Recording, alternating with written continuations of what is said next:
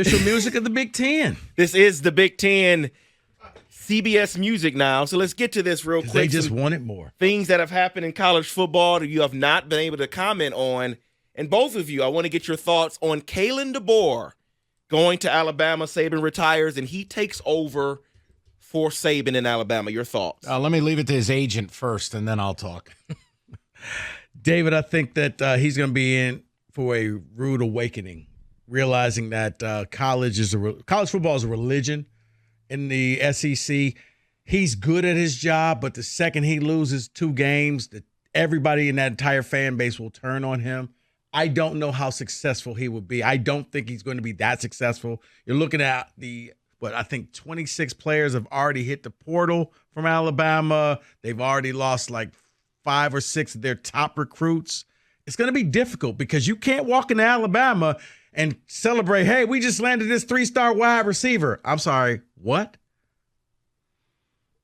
I agree with him. I mean, I don't want to disrespect Kalen DeBoer. He's clearly a really good offensive mind. Having Ryan Grubb helps.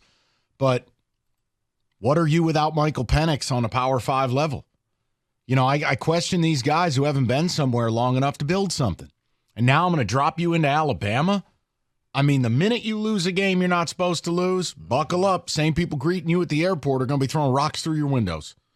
I didn't understand it. Think about it. Ed Orgeron wins a title at LSU, and they wanted him gone the next year. Well, he also had some other I understand, but you would think that it would give you some leeway that you could do whatever and ask for a contract with no stipulation. I can't ever be fired.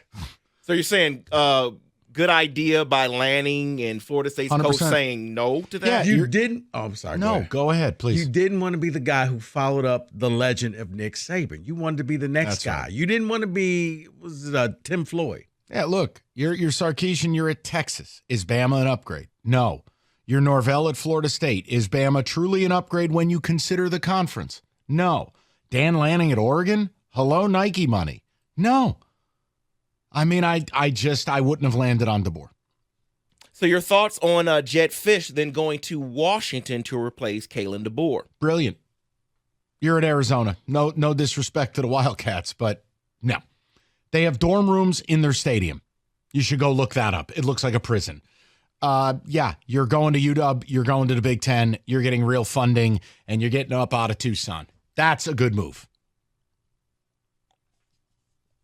Rico is abstaining from comments on Jed Fish. No, I mean exactly what he said. I mean, Arizona is so far in the hole, like they're like a quarter of $1 billion in debt. They had a slight economic miscalculation. Like somebody put the decimal in the wrong spot, and they're in debt. He was never going to have the facilities or anything that he wanted.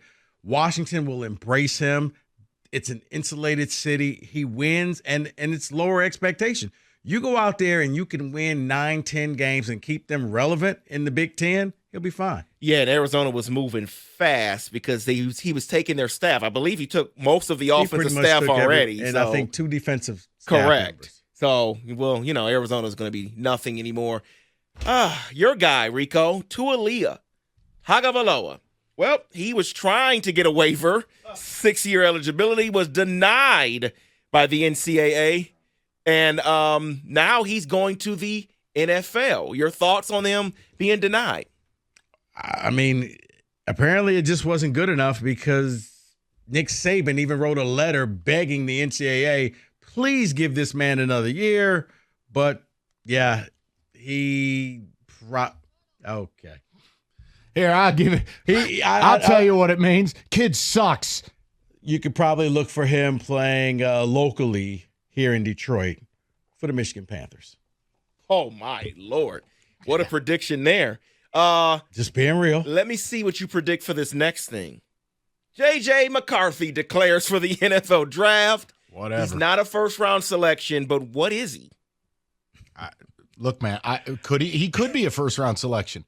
I just believe he's an industry plant. All right? He's basically the same thing as Ice Spice.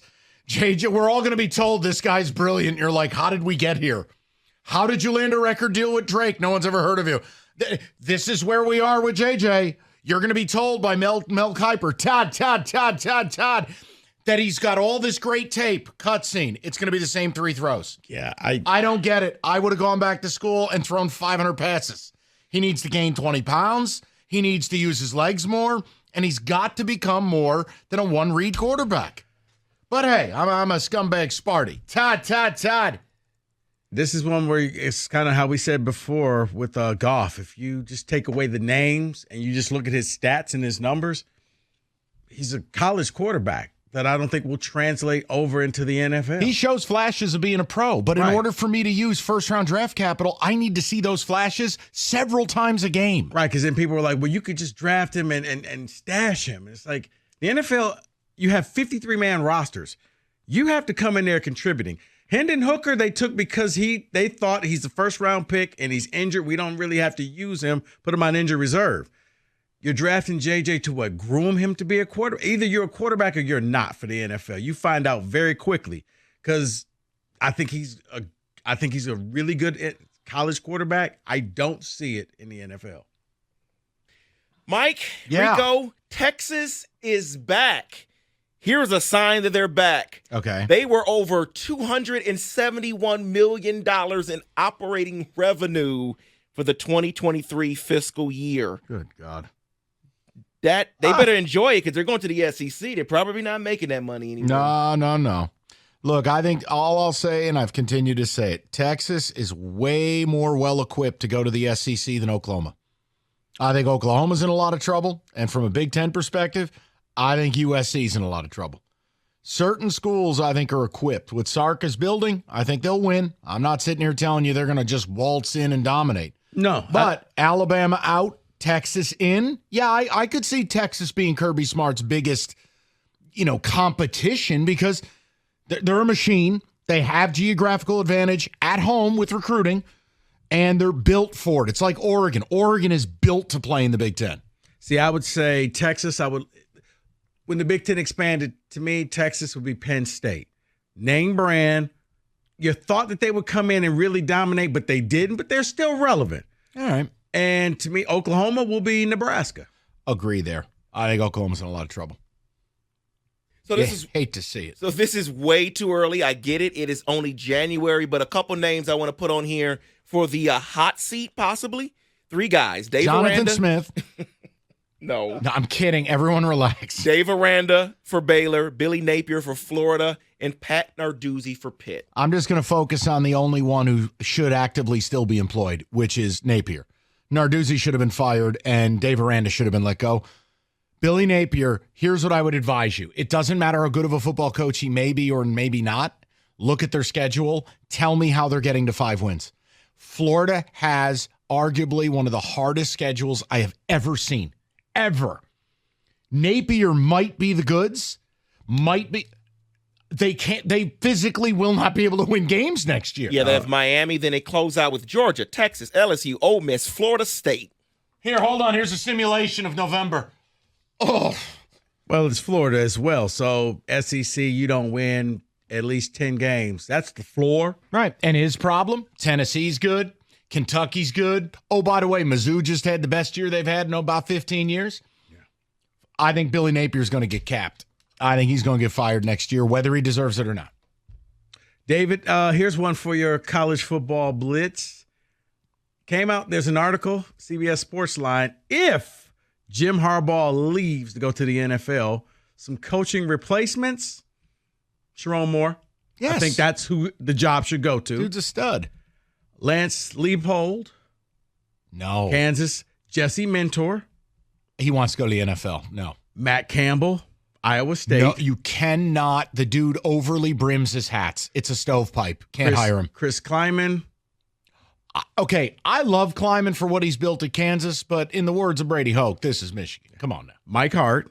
Absolutely not. Todd Monken, the Absolutely Ravens not. offensive coordinator. This list is absurd. And Brian Kelly. Okay, now, see, that I like. Is he going to bring back the family? Family. No, that one I like. Brian Kelly at Michigan would make sense. And it would be scary because I'll tell you, he'll give you top 5 recruiting classes every single year. And he's already proven he doesn't give an F. Hell, a kid died at practice. He had him up on a gurney. He don't care. He fits your school perfect. And that is your college football blitz.